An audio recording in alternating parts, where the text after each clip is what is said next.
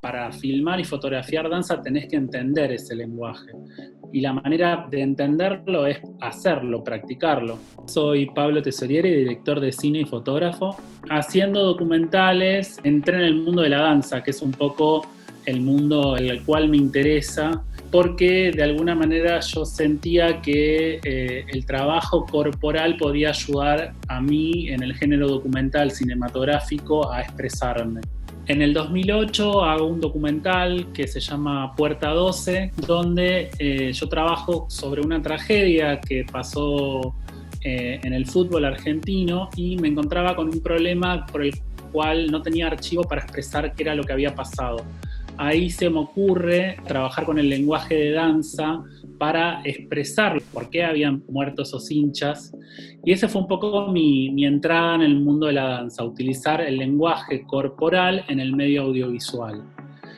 A partir de que el documental empieza a tener éxito, no solo acá en Argentina, sino también a nivel mundial, es que se me abre la apertura de empezar a filmar danza, siempre teniendo como referencia a Pina Bausch, que fue una coreógrafa alemana que falleció ya en el 2009, pero es la creadora de la danza teatro, y se me abre toda una apertura no solo personal, sino también comercial en el mundo, como decía, de la danza. Empiezo a hacer videodanza, empiezo a hacer videoarte, empiezo a conocer compañías que para mí era toda una novedad, porque todo el mundo vincula la danza con el ballet clásico, y hay otros lenguajes en torno a la danza que tienen que ver con la danza contemporánea, que tienen que ver con el contact, que tienen que ver con distintos lenguajes de movimientos corporales, que eso hizo que entienda que era un lenguaje que podía traspasar la pantalla y podía llegar al público de otra manera.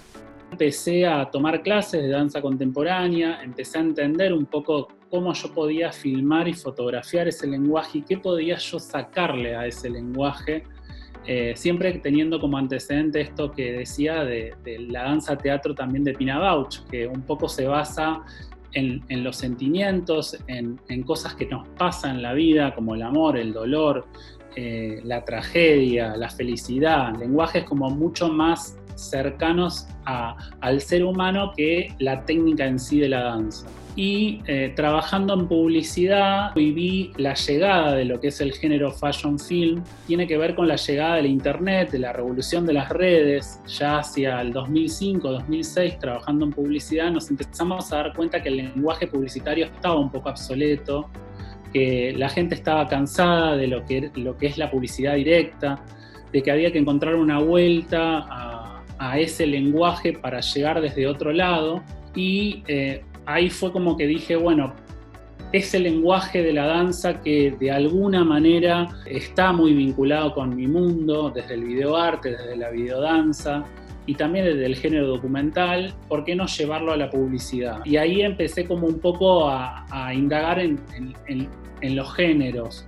Es un poco esa mi búsqueda y mi partida, y un poco a donde estoy ahora, que siento como que los lenguajes, los géneros audiovisuales cada vez están más unidos, más mezclados. Así como hay festivales vinculados con los fashion films, también hay festivales vinculados con la videodanza, entonces es como todo un circuito que uno empieza a recorrer y a conocer trabajos. Y hice en particular un videodanza que se llamó La Jaula, que tenía que ver con un registro corporal de querer expresar qué es lo que sentía una persona con el encierro, que encima es un tema muy actual, porque ahora con el tema de la pandemia, con el tema del COVID, que estamos todos confinados, estamos encerrados, yo el otro día cuando veía de vuelta La Jaula y sentía, o sea, es muy actual, y es un videodanza que ya tiene unos cuantos años, con La Jaula lo que yo quería expresar era eso,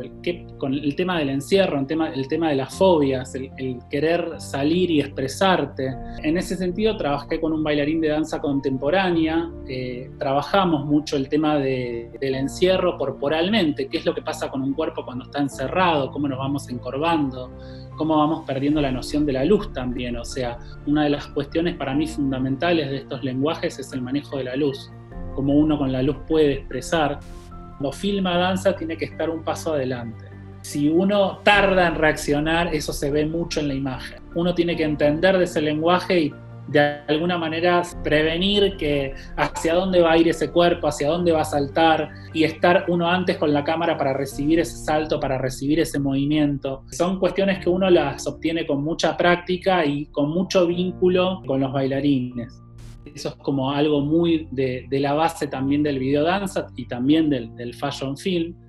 Y debo decir que La Jaula tuvo un recorrido muy interesante a nivel festivales, que también me motivó a después querer indagar eso en otros videodanzas. Algo que me pareció como interesante también fue llevar ese lenguaje al exterior, o sea, qué pasaba con el cuerpo y la naturaleza, que son una de las cosas que nos está motivando mucho de los lenguajes audiovisuales, es a expresarnos y decir lo que nos pasa en la actualidad, con temas que tienen que ver con la polución, la naturaleza, los distintos cuerpos, las ESIs, o sea, todo lo que nos va pasando a nivel como sociedad. Yo creo que es algo que se utiliza el lenguaje para expresarse. De ese lado me fui a otros fashion films, donde trabajé con la naturaleza, donde trabajé con el cuerpo y qué pasaba con esa naturaleza que cada vez tenemos como más problemas de polución, donde cada vez hay más problemas de agua, donde hay deshielos. Y ese fue un trabajo que pude hacer nacional, por toda Argentina, viajando por distintas ciudades y trabajando con bailarines en lugares naturales, donde el trabajo era de alguna manera que el cuerpo humano se acople y sea uno más dentro del paisaje y dentro de la naturaleza. Para mí, un fashion film es un género en mutación. Se nutre de varios géneros, todo el tiempo se camufla con la realidad que vamos viviendo, directamente vinculado con las redes. Obviamente apela al storytelling, apela a la identidad de la marca, de alguna manera también quiere conectar desde una manera suave con el espectador, con el consumidor, apela a los sentimientos.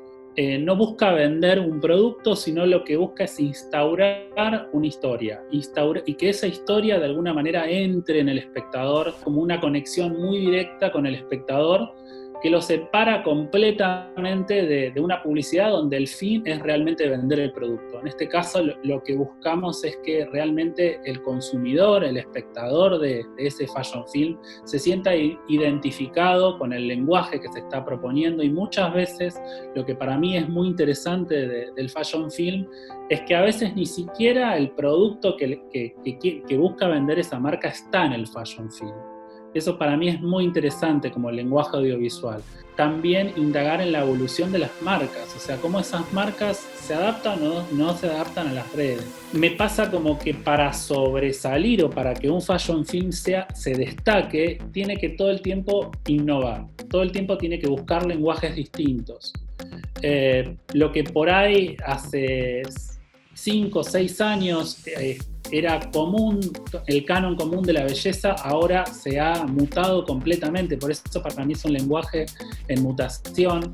El otro día veía un fashion film de Diesel, muy interesante, que ya tiene 2-3 años, que había generado una revolución en su momento y que ahora forma un poco del canon común de los fashion films en la actualidad, que tienen que ver con la identidad de género, con las ESIs, con lo no binario, con los cuerpos de distintas tallas. Son como esta frivolidad que supuestamente se la acusaba a la moda, hoy está completamente vencido eso. En realidad hay muchas marcas que realmente van a conectar al espectador desde una manera mucho más real, también por la competencia que hay, por la variedad que hay, y por otro lado por buscar algo más genuino. O sea, es un lenguaje que se está mutando cada vez más y ahora hasta se hacen fashion films para TikTok. De alguna manera los 30 segundos, los 50 segundos están funcionando, o sea, ese lenguaje se va mutando. Y siempre digo, que sea corto no es que sea más fácil, porque es muy difícil transmitir una idea en 30 segundos. Y lo que a mí me parece sumamente interesante es que un director debe pasar por roles anteriores para entender un poco el lenguaje. Y en el caso mío, empecé en el mundo del fashion film trabajando como camarógrafo y como director de fotografía. Como camarógrafo fue uno de Rapsodia, que me pareció como muy interesante, de alguna manera, esto de un día en la vida de, que es otro de los formatos de fashion films, de mostrar a la modelo durante todo un día, a partir de distintas acciones, ir contando la historia.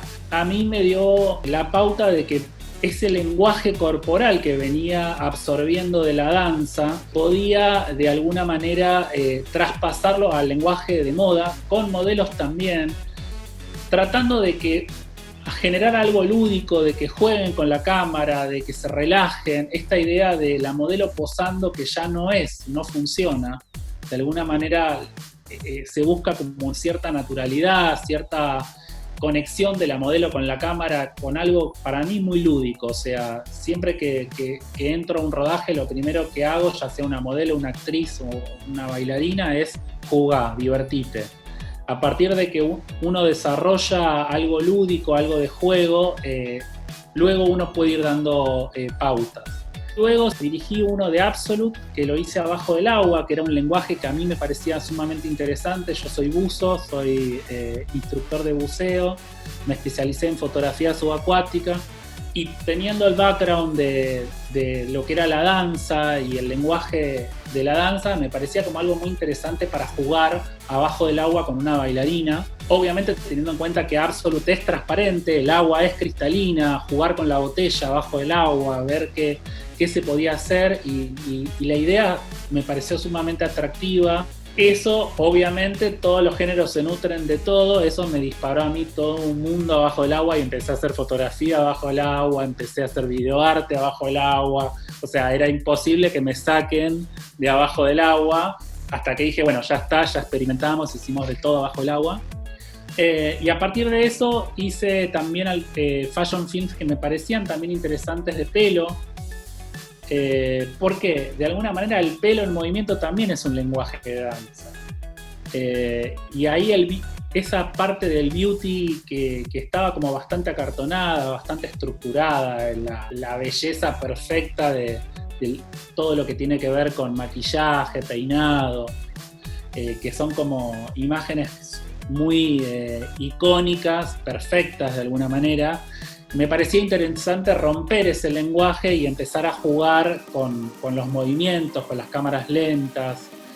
Así que ahí hice 3 o 4 fashion films que tenían que ver con el pelo y con el movimiento del pelo, y jugando con lenguajes que tienen que ver con la cámara lenta, con la cámara acelerada, con los planos muy cerrados. Algo que me parece sumamente interesante del fashion film es que no hay límite de acercamiento. O sea, eso me parece alucinante. O sea, jugar con los macros, con cosas como muy de detalle, es algo que me atrapa y me interesa. O sea, romper con la barrera del ojo humano también. El lenguaje del fashion film no está exclusivamente vinculado con lo que es la ropa. Lo que caracteriza un fashion film es el lenguaje audiovisual y no el producto en sí. Y este lenguaje audiovisual tiene que ver con una imagen muy cuidada. Cuando hablamos de storytelling también se abre como esta hibridez de, bueno, pero sí o sí un fashion film tiene que ser narrativo. No. O sea, ahí empiezan como las diferencias. O sea, hay 2 vertientes bien grandes. Un lado experimental, que es el que está ahora explotando, y un lado narrativo. Ahora, lo que sí une tanto lo experimental como lo narrativo y lo diferencia por completo de una publicidad es el cuidado estético, el tiempo, y que la imagen no es, o sea, lo que nosotros vemos no es vender directamente. Para mí el problema principal es cuando vemos publicidades de perfumes que están como en el medio, o sea, de alguna manera tienen como una estética fashion film. De hecho, hay muchos fashion films que los acortan y los transforman en publicidades para la tele, pero de alguna manera ahí hay un límite con el product shot. O sea, si hay 4 veces que me muestran el perfume en primer plano, estamos hablando de una publicidad. Hay una marca que para mí maneja muy bien ese límite muy fino de publicidad y fashion film, que es Prada. Prada de alguna manera siempre encuentra la manera inteligente e interesante de incorporar el logo de la marca en la historia. Que el fashion film puede abarcar ropa, sino puede abarcar áreas mucho más amplias.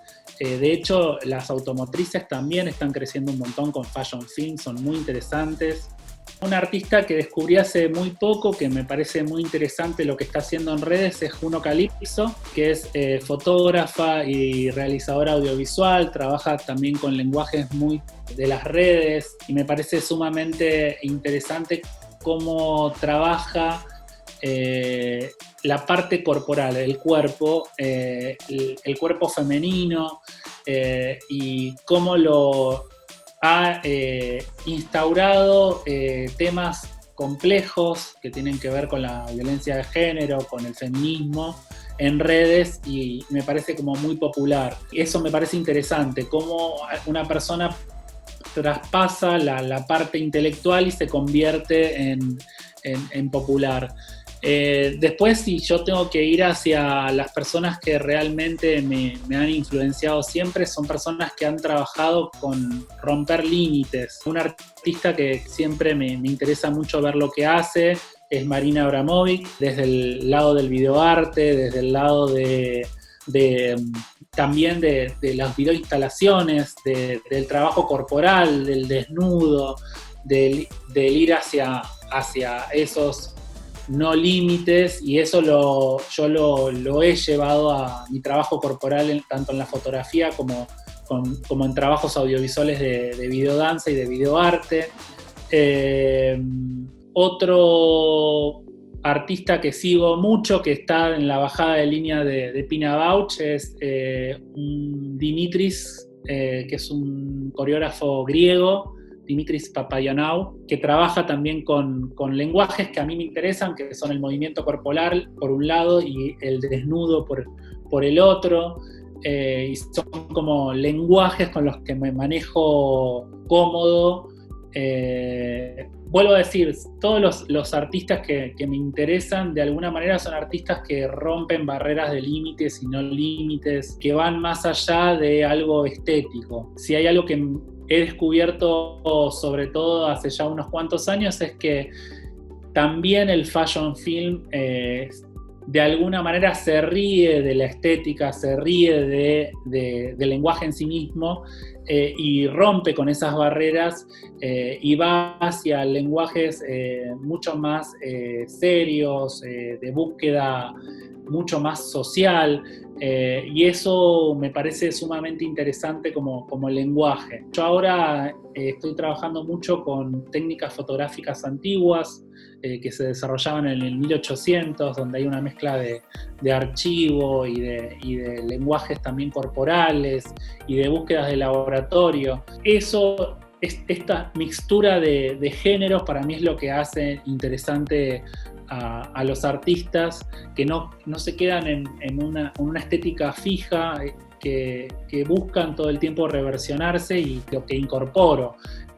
Marina Abramovic, que ya tendrá más de 70 años, desde que inició en el videoarte en la década del 60, está en continua evolución. De alguna manera también se ha convertido en un ícono de moda y viene del palo del videoarte.